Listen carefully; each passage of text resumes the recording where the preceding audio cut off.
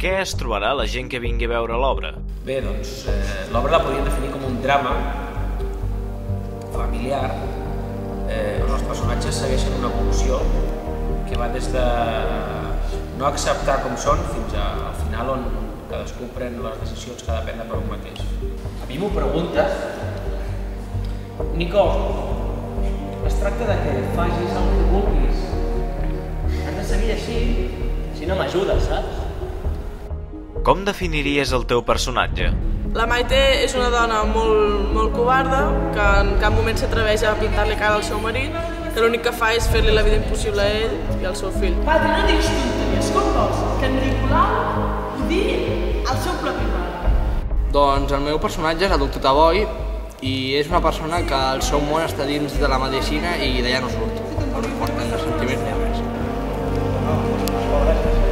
Jo faig de Patrick, que és una tia pija i que s'ho té bastant cregut, però quan sap que ha d'ajudar està allà i ajuda. Jo sé que no seré molt atractiva per a alguns homes, i ho accepto. Alguns homes sense bon gust, esclar, però ho accepto. Jo sóc el Joan i el meu personatge està bastant desquiciat de la situació que està, vol canviar-ho però no sap com. Tu l'has vist? El meu personatge és el Nico, que és un noi que està tancat en un hospital psiquiàtric i jo definiria el meu personatge com una mica tímid i és un noi sense personalitat. L'Eugeni sempre em diu que jo puc aconseguir tot allò que em proposi. El meu personatge és en Freddy. L'únic que puc dir és que és un personatge molt misteriós, que deu venir a veure l'obra per descobrir. És que mai és el mateix. Per què el sentit de la vida? El sentit de la vida perquè aquesta obra reflexa com és la vida realment, que cadascú ha d'agafar el seu camí per on anar en aquesta vida. Passem la vida intentant trobar-lo en aquesta vida.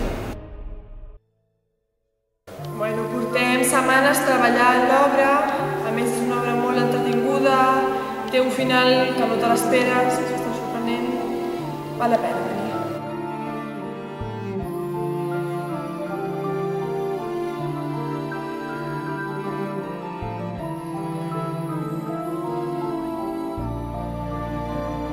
Doncs nosaltres us animem a tots i totes a que vingueu. Estem segurs que passareu una estona